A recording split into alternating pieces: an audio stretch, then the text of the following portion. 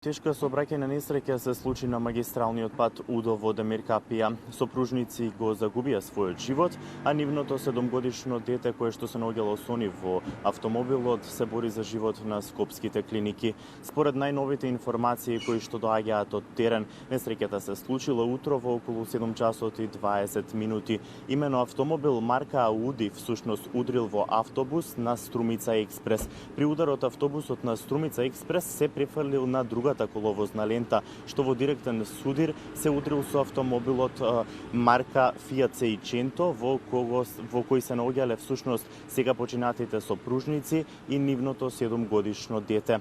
Она што можам во ова вклучување да го кажам е дека гледката е навистина стравична, со оглед на тоа дека се работи за млад брачен пар и секако млад живот на дете кое што се уште е во загрижувачка опасност. Со две возила на итната медицинска служба се пренесени останатите повредени во сообраќајната несреќа во Велешката болница. Меѓутоа, поради сериозноста на повредите, 7-годишното дете е пренесено на лекување во скопските клиники. Доктор Кодовски вели дека неговата состојба е загрижувачка, односно се работи за зачувување на неговиот живот поради сериозноста на повредите. Предлагам сега да ја слушнеме изјавата на доктор Кодовски. Точно утро, тој предпланува околу 8 часот со две амбулантни возила од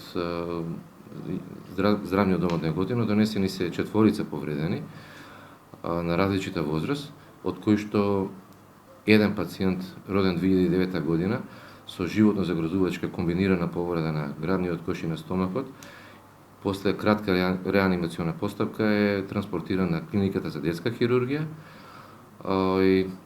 Една пациентка која што во моментов е кај нас на оделение мајка на другите двајца пациенти е со повреда на колк, значи скршеница на колк, животно незагрозувачки, во моментов е стабилна, и нејзините две деца на различита возраст кои што немаат телесни повреди, али се согласно на целата ситуација под стрес.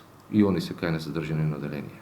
Сите патници кои што се повредени, кои што се пренесени во Велешката болница, во моментов се на увид кај лекарите во болницата и немаме можност да разговараме со нив, а останатите патници од автобусот не се наоѓаат во Велес, со оглед на тоа дека немаат повреди видливи на самото тело, значи се пуштени на домашно лекување, а останатите, како што кажав, кои што се пренесени во болницата, се уште се работи на испитување на нивната здравствена состојба и поради повредите и поради зачувување на нивната состојба каква што е, немаме можност да разговараме со нив. Деталите веројатно би ги имале во некој од наредните вклучувања.